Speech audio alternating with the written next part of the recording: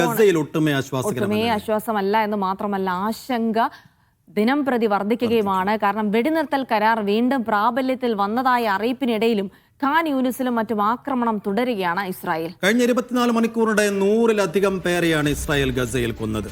കൊലപ്പെടുത്തിയവരിൽ പകുതിയിലേറെ കുട്ടികളും സ്ത്രീകളുമാണ് എന്നതുകൂടിയാണ് ദാരുണമായ വിഷയം. ഇസ്രായേൽ ആക്രമണത്തെ അപലപിച്ച UN മനുഷ്യാവകാശ സംഘടന നിയന്ത്രണ രേഖ മറികടന്ന് ആക്രമിക്കരുതെന്ന് ഇസ്രായേലിനോട് അമേരിക്ക നിർദ്ദേശിച്ചുവെന്നും വിവരം.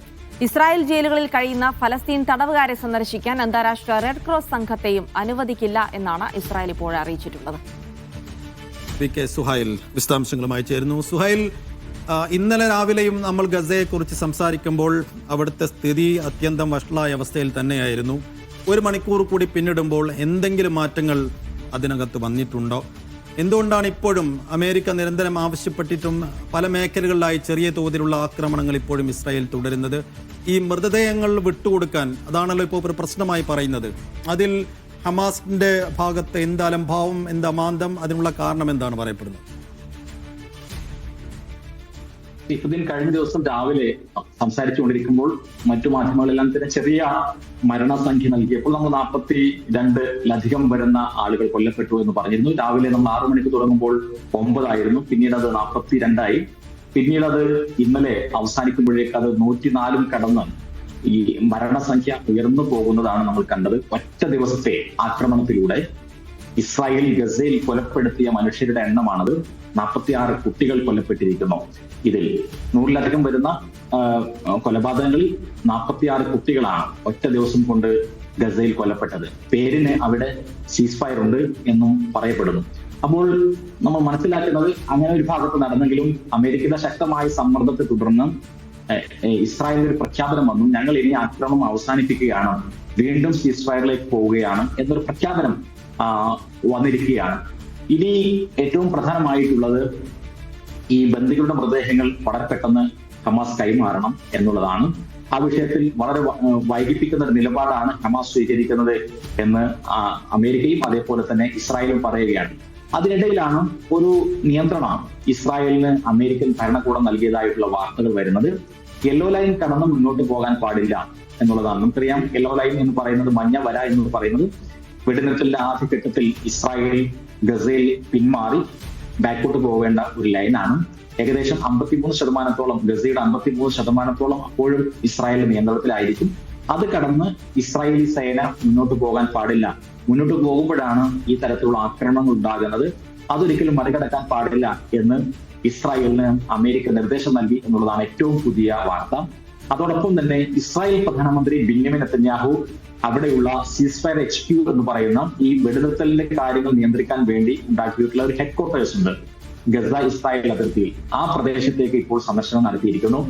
അവിടെ എത്തിയതിന്റെ വാർത്തകൾ വരുന്നു. അവിടെ അമേരിക്കയുടെ ഉദ്യോഗസ്ഥരുണ്ട്, അമേരിക്കൻ പട്ടാളമുണ്ട്.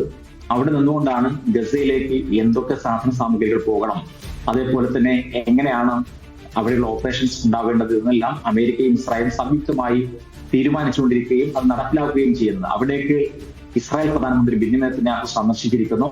നെതന്യാഹുവിന്റെ ഈ സന്ദർശനത്തിന്റെ ഏറ്റവും പ്രധാനപ്പെട്ട ലക്ഷ്യം എന്ന് പറയുന്നത് ഹമാസിന്റെ നിരായുധീകരണവും അതുമായി ബന്ധപ്പെട്ടുള്ള കാര്യങ്ങളും US-ഉമായി ഏകോപിപ്പിക്കുക എന്നുള്ളതാണ് എന്ന് ഇസ്രായേലി മാധ്യമങ്ങൾ പറയുകയാണ്. അപ്പോൾ ഒരു ഘട്ടത്തിൽ ഇസ്രായേൽ ആക്രമണം താൽക്കാലികമായി പോസ്റ്റ് ചെയ്തുകൊണ്ട് ഇനി ഹമാസിന്റെ നിരായുധീകരണം എന്നതിലേക്ക് അമേരിക്കയെ തള്ളിവിടുകയാണ് എന്നുള്ളതാണ് നമുക്ക് മനസ്സിലാക്കുന്നത്. അതിനു മുന്നോടിയായി ഏതൊക്കെ രാജ്യങ്ങൾ അവിടെ വരണം, ഏതൊക്കെ രാജ്യങ്ങളുടെ സൈന്യം അവിടെ വരണം എന്നുള്ളതാണ് ഇനി കണക്ക് കൂട്ടാൻ പോകുന്നത്. അമേരിക്ക പ്രഖ്യാപിച്ചു കഴിഞ്ഞു, ഇസ്രായേലിന് പറ്റാവുന്ന സൈന്യം മാത്രമേ വരികയുള്ളൂ.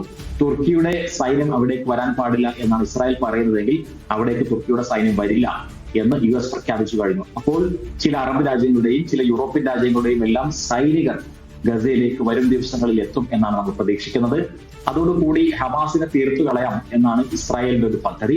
പക്ഷെ അത് എത്രത്തോളം സാധ്യമാകും? അമേരിക്കയുടെയും ഇസ്രായേലിന്റെയും എല്ലാവിധ സായുധ സാമഗ്രികളുമായി അവർ 2-3 വർഷം അവിടെ ഉണ്ടായിട്ട് പോലും തകർക്കാൻ കഴിയാത്ത ഹമാസ് എന്ന് പറയുന്ന സംവിധാനത്തെ ഏതെങ്കിലും തരത്തിലുള്ള ഇന്റർനാഷണൽ സ്റ്റെബിലൈസേഷൻ ഫോഴ്സ് വന്നുകൊണ്ട് തകർക്കാൻ കഴിയുമോ എന്നുള്ളതാണ് എല്ലാവരും ഉറ്റുനോക്കുന്നത്.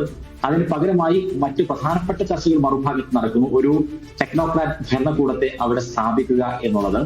ഈജിപ്തിന്റെ മധ്യസ്ഥതയിൽ ഈജിപ്ത് കൈറോയിൽ വെച്ചുകൊണ്ട് ചില ചർച്ചകൾ നടന്നിട്ടുണ്ട്.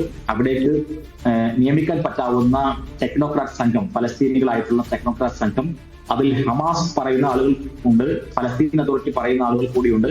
ആ വിഷയം ഇസ്രായേലിന് മുമ്പിലും ഈജിപ്ത് വെച്ചിട്ടുണ്ട്. ഈജിപ്തിന്റെ ഇന്റലിജൻസ് മേധാവി കഴിഞ്ഞ ദിവസം അവിടെ ടെൽ-അവീവിൽ എത്തിയിരുന്നു, അവിടെ ചർച്ചകൾ നടത്തിയിരുന്നു. ആ ടെക്നോക്രാറ്റ് സംഘത്തെ വെക്കുമ്പോൾ അതിന് ഇസ്രായേൽ സമ്മതിക്കുമോ?